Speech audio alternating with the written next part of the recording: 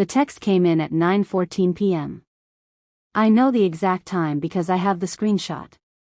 I have the screenshot because I am the kind of person who, the moment I understood what I was reading, understood that I was going to need it. The text was from my mother-in-law. Her name is Rosemary, and she was explaining herself, and the explanation was this. Nina, I want to be clear that what happened today was not intended to hurt anyone. The party was for family and Zoe is not technically family in the way the other children are, and I felt it was appropriate to have the adult conversation about what that means with you and Marcus before including her in these events going forward. I handled the timing poorly and I apologize for that. I hope you understand where I am coming from. I read it 3 times.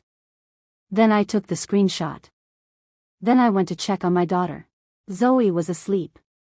She is 7 years old, and 7-year-olds sleep with the specific total commitment of people who do not yet know that sleep is something to be negotiated with, and she was entirely under her covers with one foot hanging out, which is how she always sleeps, one foot out regardless of temperature or season, a habit she has had since she was 2 and which I have never fully understood and which I have always found the most inexplicably dear thing about her. I stood in the doorway for a moment. The nightlight she still uses, she's allowed it indefinitely, I am not going to rush her past a nightlight, made the room amber and soft, and she was entirely still the way she is only when she's sleeping, the daytime version of Zoe being a state of near constant motion, commentary, and question. She had cried in the car. On the way home. Not immediately, she was quiet for the first 10 minutes, which was itself unusual enough that I watched her in the rearview mirror with the specific attention of a mother who knows her child's silences and knows which ones need air and which ones need space. This one needed space. So I gave her space. At the 10-minute mark, she said, "Grandma Ruth pushed me." "I know," I said. "She pushed me out and she closed the door," she said. "I know," I said again. "I didn't do anything wrong," she said.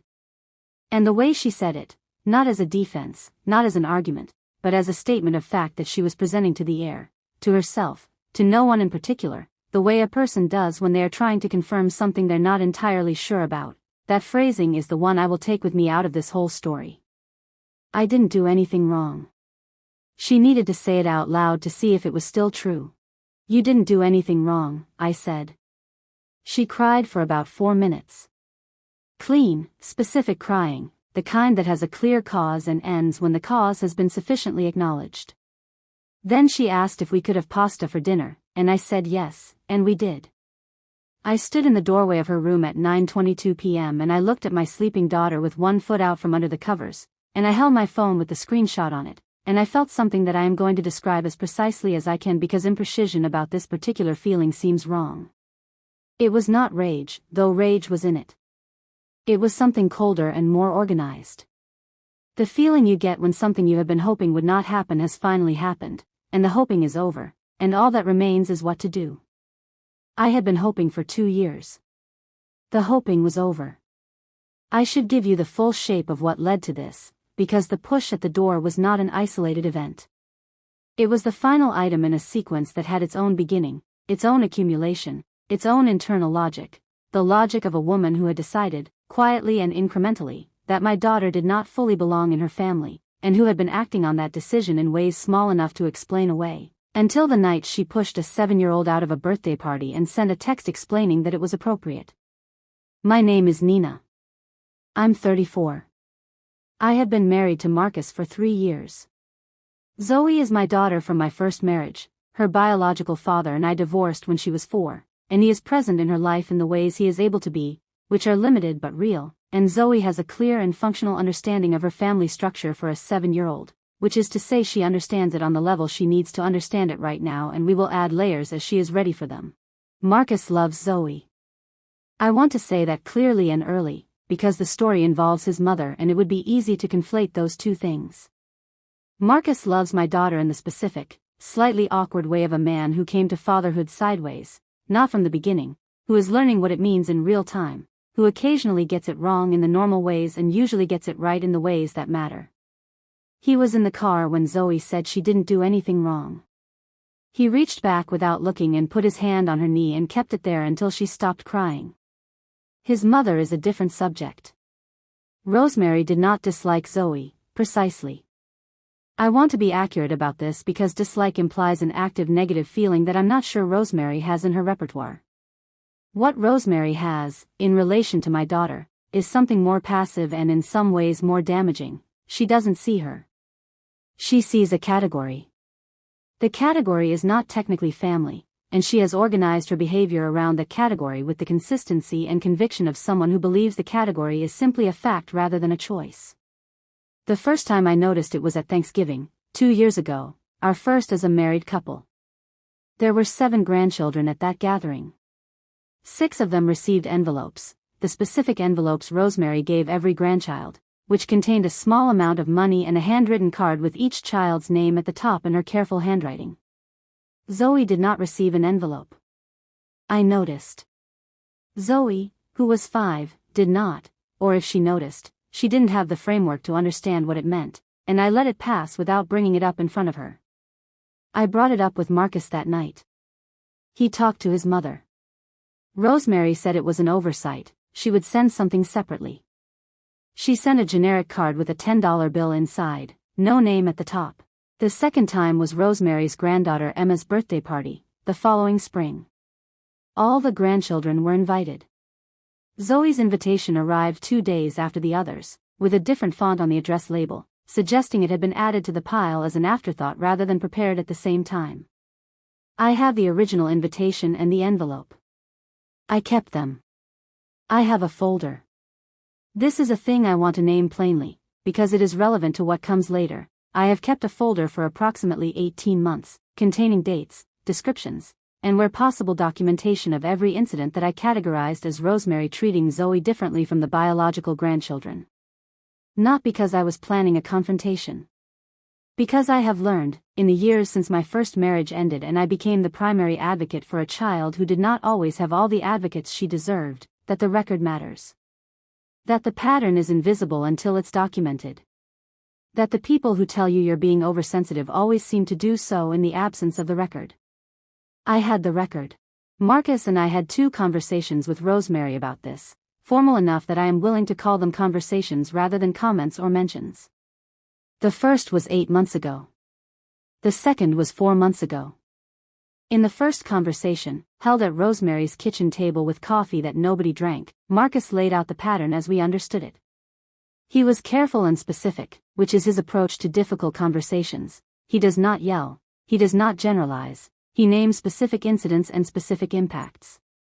I had given him the folder. He used it. Rosemary listened. She said she understood how things might have appeared. She said she had no intention of making Zoe feel excluded. She said the family was still adjusting, that blended families took time, and that she would be more attentive going forward. She was attentive for approximately 6 weeks. In the second conversation, 4 months ago, I was the one who spoke. Marcus sat beside me and I laid out the incidents that had accumulated since the first conversation and I said, clearly and without softening, Rosemary, I need you to understand that if this pattern continues, we will need to make different decisions about which events Zoe attends. I am not going to keep bringing her into spaces where she is consistently treated as less than the other grandchildren. She is 7 years old and she notices, and what she notices becomes part of how she understands herself. I need that to stop. Rosemary said she understood. She said she would do better. The party was last Saturday. Let me tell you what actually happened at the party. Precisely, in sequence, because sequence matters and because the sequence is what Rosemary's text message tried to collapse into a single moment of bad timing. It was a birthday party for Marcus's nephew, Connor, who was turning 9. There were 11 children there across the extended family, 6 grandchildren of Rosemary's, 3 children of family friends, and 2 children who were Connor's classmates. 11 children. Zoe was 12. She had been excited about it. I want to tell you this because she is part of this story and I don't want her to be only a victim in it. She was a 7-year-old who had been looking forward to a party with cake and other kids and a bounce house that Rosemary had rented for the backyard. She had asked 3 times in the week before whether she could invite Rosemary's granddaughter Emma to come to her room and see her Lego collection. Emma is 8 and they have the tentative, intermittent friendship of children who see each other mostly at family gatherings and who have decided, independently, that they might like each other if the geography were different. We arrived at noon. The first hour was unremarkable in the way that children's birthday parties are unremarkable, loud, organized around the bounce house, fueled by the kind of focused energy that 7 to 9-year-olds bring to physical activity. Zoe bounced. She bounced a lot. She bounced with Emma for 20 minutes and they had, from what I could observe from the patio, a conversation serious enough that both of them sat down inside the bounce house rather than bouncing while they had it, which I found both funny and recognizable. Marcus was in the backyard talking to his brothers. I was on the patio, talking to Marcus's sister-in-law Jen, who I like and who has always been straightforwardly kind to Zoe, and keeping the loose peripheral attention on my daughter that a parent keeps at a party, not watching her constantly, but knowing where she is. At approximately 1:30, the children were called inside for cake. I saw Zoe move toward the door with the other children.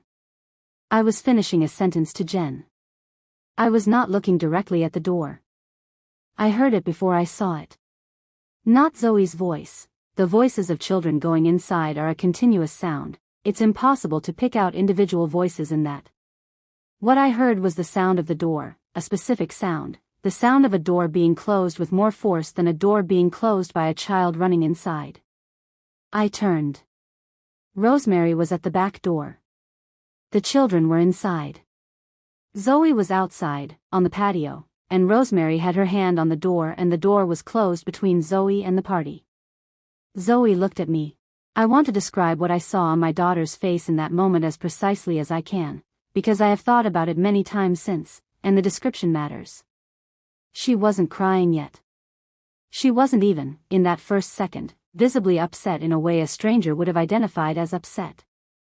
What I saw on her face was something more fundamental than upset, the specific expression of a child who has just experienced something that doesn't compute, who is waiting for the grown-ups to make it compute, who has not yet understood that the grown-up who made it happen is the one who needed to be managed.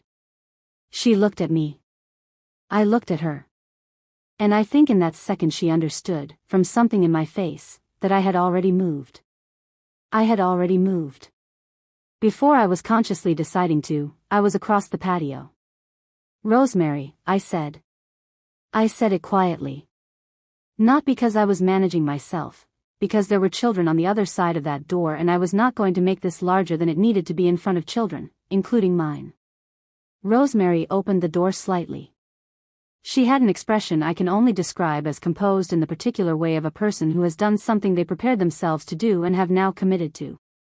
"We're doing the cake inside," she said. I was just. "Open the door," I said. She held it for one more second. Then she opened it. I put my hand on Zoe's shoulder and we went inside. We stayed for the cake because leaving immediately would have made it the story at the party and I was not going to make my daughter the story at the party. We stayed for 20 more minutes. I found Marcus and told him, in 4 words, what had happened. His face did the thing it does when he is receiving information that requires him to recalibrate his entire understanding of the last few minutes. We left at 2:15.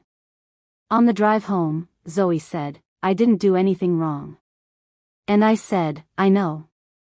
I am telling this story in 2 timelines and I want to name that structure explicitly, because I think it's important for understanding what came after. Timeline 1 is the party, the events as they happened, which I have just described. Timeline 2 is the documentation, what I did with the events after they happened, which I am going to tell you now. Marcus and I talked on the night of the party, after Zoe was asleep, sitting at the kitchen table with the kind of flatness that follows something that has been both expected and, in its actual arrival, still shocking. I showed him the text. He read it. He read it again. He set the phone down. "Not technically family," he said. "That's what she wrote," I said. He was quiet for a long time. "I need to call her," he said. "Tonight?" I said. "Not tonight," he said. "But soon. Before this gets managed into something it wasn't."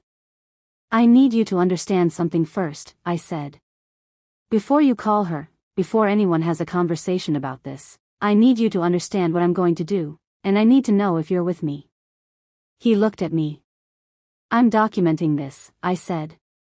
Formally. I'm writing up the incident, with times and witnesses. I'm sending her a letter, not an email, a letter, certified mail, that describes what happened, references the 2 previous conversations we had with her, and states clearly what the new arrangement is. What is the new arrangement? He said. Zoe does not attend events at Rosemary's house, I said. Not until Rosemary has demonstrated, in a sustained and observable way over a significant period of time, that my daughter is safe in her presence. Which I do not currently believe she is. Marcus was very still. There are other events, I said. Events we host. Events at neutral locations. Zoe can be at those if and when I decide the situation warrants it. But I am not taking my daughter back to a house where the woman in charge of that house thinks it is appropriate to physically remove her from a birthday party on the grounds that she is not technically family. Marcus put both hands on the table. He didn't say anything for a moment. I'm with you, he said. I want to tell you what that meant, because it was not a small thing and I don't want to move past it too quickly. Marcus loves his mother. He has a complicated, durable, 37-year relationship with a woman who is not simple, and he has spent the last 2 years trying to build a bridge between that relationship and his marriage, with varying success and considerable genuine effort. I have watched him try. I have given him the room to try, because I believe in the trying, even when the trying doesn't fully succeed. He looked at what had been done to my daughter and he said, I'm with you. He did not need a week. That matters to me, and I want it on the record. I wrote the incident report that night. I know how that sounds, an incident report, for a family situation, and I want to address it directly. I wrote it in the language of documentation rather than the language of emotion because I have learned, in the 18 months of keeping my folder, that emotional language can be reframed as overreaction.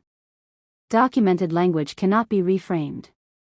It can be disputed, but it cannot be reframed, because it describes facts rather than feelings, and facts are harder to argue with than feelings, especially when the people doing the arguing would prefer to make it about your feelings. The incident report described the date and time of arrival, the structure of the event, the moment of the incident, Rosemary's exact behavior as I observed it, Zoe's response, and my response. It described the 9:14 p.m. text message and quoted it in full. It was 2 pages long and I signed it and dated it and I sent a copy to my own email address with a timestamp, which is a paranoid habit I developed during my divorce proceedings and have never had reason to discontinue. I also called Jen, Marcus's sister-in-law. The one I'd been talking to on the patio.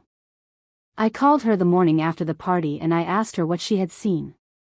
She was quiet for a moment. Then she said, I saw all of it, Nina. I'm sorry. I didn't know what to do in the moment. I'm not calling to put you in a difficult position, I said. I just need to know if what I saw was what happened. It was what happened, she said. She walked the children in and then she put her hand on Zoe's shoulder and kind of redirected her. Away from the door. She pushed her, I said. It was on the harder end of a redirect, Jen said carefully. It wasn't gentle. Thank you, I said. I wanted to make sure I wasn't misremembering. You weren't, she said. The letter was Marcus's idea, in the end, though I had planned to write one anyway. He drafted it. I want to give him that because it matters. He sat at our kitchen table on the Sunday after the party, the morning after the night we talked, and he opened a document and he wrote the letter to his own mother. I gave him the folder. He used it, the way he'd used it in the first conversation 8 months ago, but this time the language was different. 8 months ago the language was we would like things to change. This letter's language was this is what has changed, as of today. He showed me the draft. I suggested 3 changes, all of them tightening rather than softening. He made them. We printed it. We signed it together, both names, and we sent it certified mail, return receipt requested. I'm going to tell you what the letter said, in summary, because the specifics matter. It named the incident. Date, time, description. It noted that Zoe had been physically redirected away from a party by Rosemary and that the door had been closed between my daughter and the other children. It quoted, in full, the text message Rosemary had sent at 9:14 p.m. It referenced the 2 previous conversations about Zoe's treatment, with dates, and noted that following each conversation, the pattern of differential treatment had continued rather than ceased. It stated that effective immediately, Zoe would not be attending events at Rosemary's home or events organized and hosted by Rosemary. It stated that this was not a punishment and not an opening position in a negotiation. It was a boundary, and it would remain in place until Marcus and I had clear and sustained evidence that Zoe's presence in Rosemary's space was safe and welcome. It defined clear and sustained evidence specifically, not an apology, not a conversation, but observable behavior over a minimum of 6 months in contexts where Rosemary had the choice to treat Zoe equitably and did. It also stated, and this was the line I added, the one Marcus initially questioned and then agreed to, that the folder existed, that it contained 18 months of documented incidents, and that if Rosemary chose to involve other family members in contesting this arrangement in a way that put our marriage or our family under additional pressure, we were prepared to share the folder's contents with whoever needed to see them. The receipt came back signed 4 days later.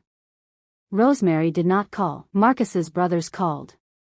This was predictable and I had said so in advance, which Marcus acknowledged while also noting that knowing something is coming doesn't fully prepare you for the specific form it takes when it arrives. The form it took was a call from his brother Patrick on Thursday, followed by a call from his brother Dean on Saturday, both of which Marcus took in our bedroom with the door open, a choice he had made deliberately and that I understood as a statement about what he wasn't going to do behind closed doors anymore. Patrick's call was the harder one to listen to.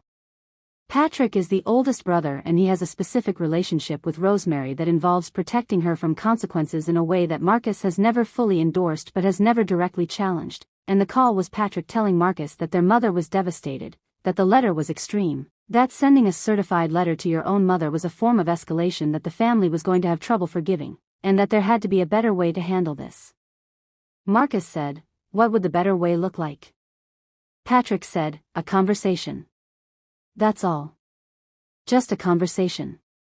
"We've had 2 conversations," Marcus said. "We're done with conversations that don't change anything." "What do you want her to do?" Patrick said. "I want her to understand that what she did has a consequence," Marcus said. "I want the consequence to exist. I'm not interested in a conversation that ends with everyone feeling better and Zoe being back at her house next month while nothing has actually changed. She's your mother, Marcus." "Zoe is my daughter," Marcus said. Patrick did not have a response to that. The call ended shortly after.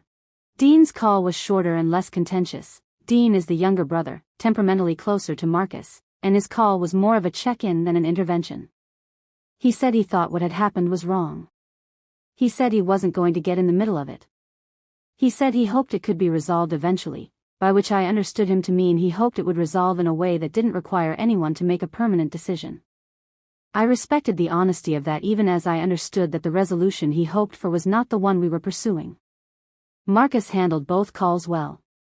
I was aware, listening, of what it was costing him, not just the calls but the position, the choosing, the knowledge that choosing means the brothers are in a complicated place with him now and may stay that way for a while. I said something to him afterward that I want to include here because it was true and because I think it mattered. I said, "You know this doesn't have to be permanent. The boundary is permanent until there's a reason to revisit it. But the relationship with your brothers, that doesn't have to follow." He said, "I know. I'm not worried about the brothers." "What are you worried about?" He thought about it. "I'm worried about Zoe," he said. "Not about what happened, you're handling that.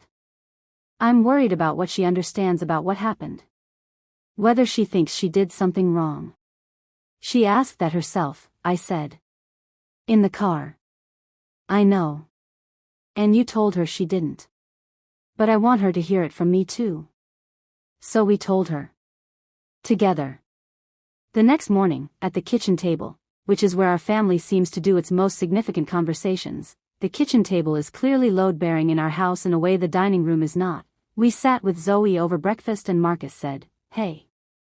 I want to talk about what happened at Connor's party." Zoe looked at him carefully. 7-year-olds are very good at reading rooms, better than adults often assume. "Grandma Ruth did something that wasn't okay," he said. "She shouldn't have kept you from going inside with the other kids. That was wrong." And we told her it was wrong. You told her? Zoe said. We sent her a letter, he said. Zoe considered this. A real letter? A real letter, he said. In an envelope. With a stamp. Zoe processed that. What did the letter say? It said that you're part of our family, Marcus said. And that people in our family get treated the same. And that until Grandma Ruth understands that, you're not going to go to her house. Am I going to have to see her? Zoe said. Not at her house, I said. Maybe other places, if you're comfortable. But not her house, not for a long time. Zoe was quiet for a moment. Okay, she said. Then, can I have more orange juice?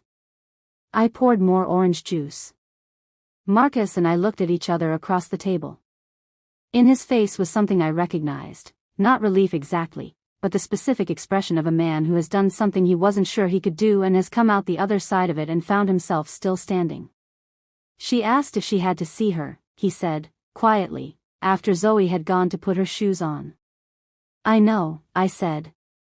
She didn't ask if she'd done something wrong this time, he said. No, I said. She didn't. The message from the other guest arrived on Monday morning. I didn't know who she was, a woman named Sarah, who had identified herself in the message as a friend of Marcus's sister-in-law Jen, who had been at the party with her own daughter. I had no memory of her specifically, though I had a vague recollection of another mother on the patio, someone I'd exchanged a few pleasantries with near the food table. The message was on Instagram, which is the only social platform I maintain with any regularity.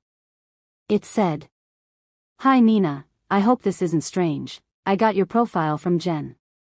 I was at Connor's party on Saturday and I saw what happened with your daughter. I just wanted to say I'm sorry I didn't say something in the moment. I didn't know what to do and I took the easy way out, which was to pretend I hadn't seen it. I've been thinking about it since and I wanted you to know that if you ever need someone to describe what they saw, I'm willing to do that. Your daughter didn't do anything wrong. I have a daughter too and I keep thinking about how I'd want someone to say something if it were her. I read this message several times. Then I added Sarah's contact information to the folder and I responded, Thank you for this. I may take you up on that, and I'm glad to know you saw what you saw. You don't owe me anything, but I appreciate you reaching out. She wrote back immediately, I owe it to your kid, I think. She handled it with a lot of dignity for a 7-year-old. I thought about that for a while. Zoe, standing outside the closed door, looking at me. She handled it with a lot of dignity. I had not used that word for what I'd seen, but it was the right word. There was something in the way she'd stood there, not collapsed, not performing distress, just waiting, looking at me with the expression of someone who needs the situation explained, that was, in fact, dignified.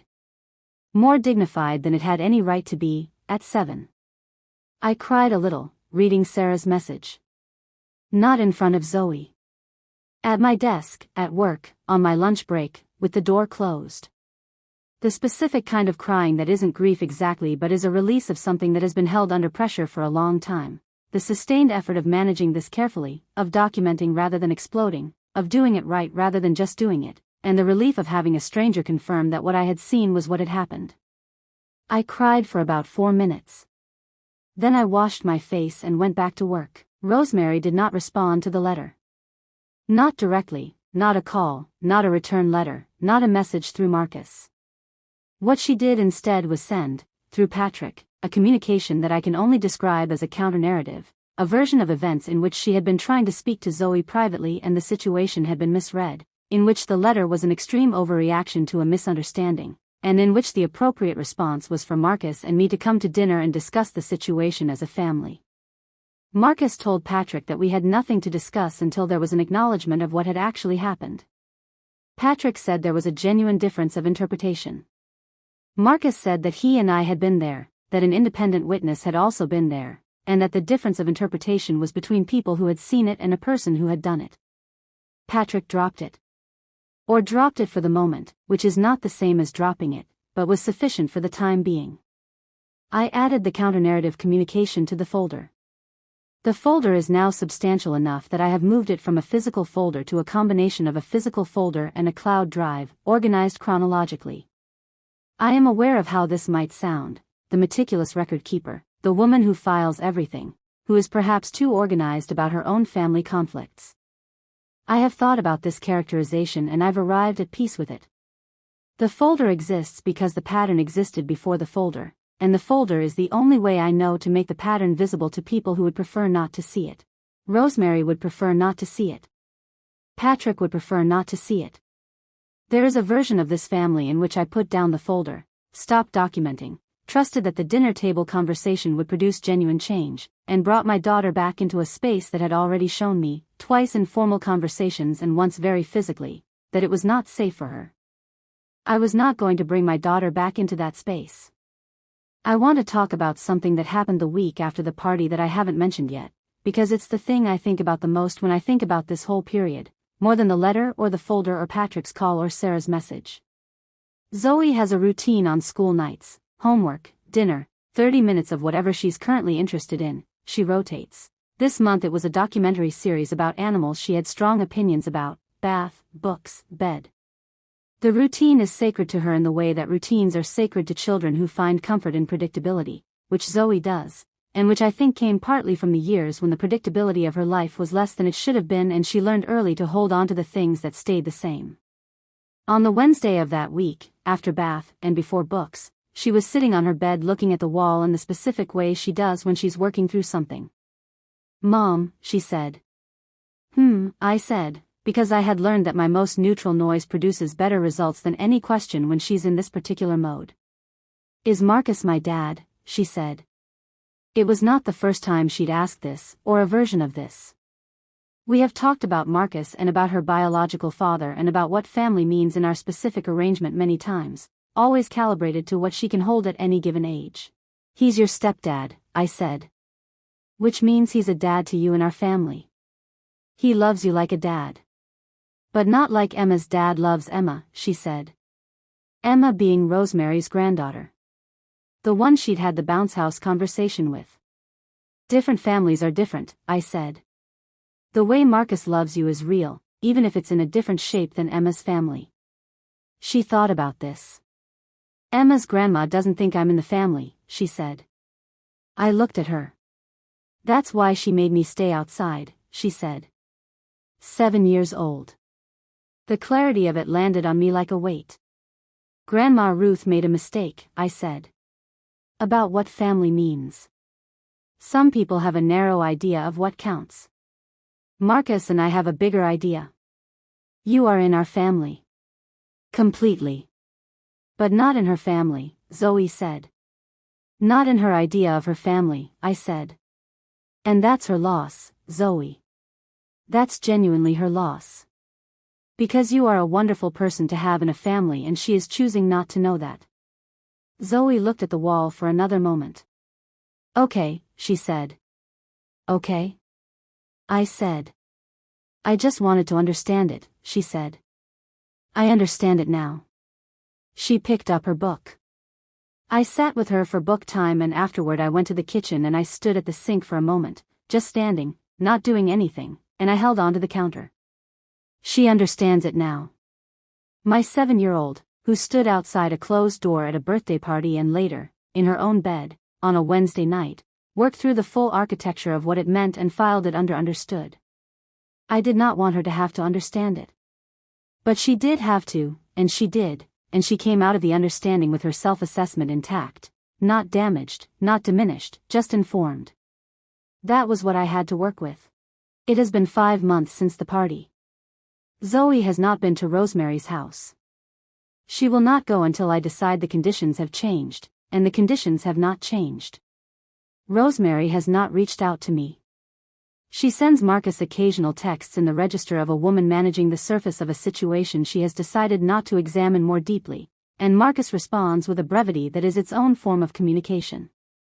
He went to see her once, alone, about 6 weeks after the letter. He told me he was going and why. He needed to look at his mother and understand what he was dealing with, separate from the management of the situation through intermediaries. I told him that was his call and that I trusted him to tell me what he found. What he found was what I suspected he would find, a woman who had settled into a version of events in which she had done something imperfect but not wrong, in which our response was disproportionate, and in which the appropriate next step was for time to pass until everyone felt less strongly about it. He came home and he sat down and he said, "She doesn't think she did anything wrong." "No," I said. "She thinks the letter was the real problem," he said. "I know." She said. He stopped. Ran his hand over his face. She said she has always tried to include Zoe and that she finds it hurtful that we don't recognize that. I did not say anything. "I know," he said. "I know how that sounds." I just needed to hear her say it so I would stop wondering if there was something I'd missed. "Was there something you'd missed?" I said. "No," he said. "There wasn't. I want to say something directly about the certified letter, because I know it is the thing some people will have feelings about. I have been asked, since this happened, by Jen, by my sister, by a friend who heard the outline of the story, whether the letter was the right move. Whether it was too formal. Whether a conversation might have accomplished the same thing without the paper trail, the signature, the return receipt. Here is what I know: 2 conversations, over 8 months, accomplished nothing. Not because we said the wrong things or used the wrong words, but because a conversation produces a feeling and a letter produces a record. The conversations produced feelings in Rosemary that she processed as confirmation that she had been heard and would try harder. The letter produced a record that she signed for, that exists, that has a date on it and her signature on the receipt. When this story eventually becomes family history, as all stories do, as everything eventually becomes the version that gets passed around at holidays and condensed into a few sentences, I want the record to be accurate. I want there to be a document that says what happened and when and what the response was and what it was based on. I want the folder to exist. The folder is not anger. The folder is not a weapon. The folder is the difference between a story and a documented account, and I have learned, over years of being a woman who was told she was too sensitive and too much and too focused on things that could simply be let go, that documented accounts are more durable than feelings. My feelings will change over time. The folder will not. The last thing I want to tell you is what Zoe said in March. We were in the car. We do some of our best talking in the car, which I think is because eye contact is unavailable and side by side is less pressurized than face to face. She was looking out the window. We had been talking about spring break plans. Out of nowhere, or out of wherever children draw the things they've been processing, "Mom, do you think Emma knows that her grandma didn't let me in?" I thought about it. "I don't know," I said. "Maybe."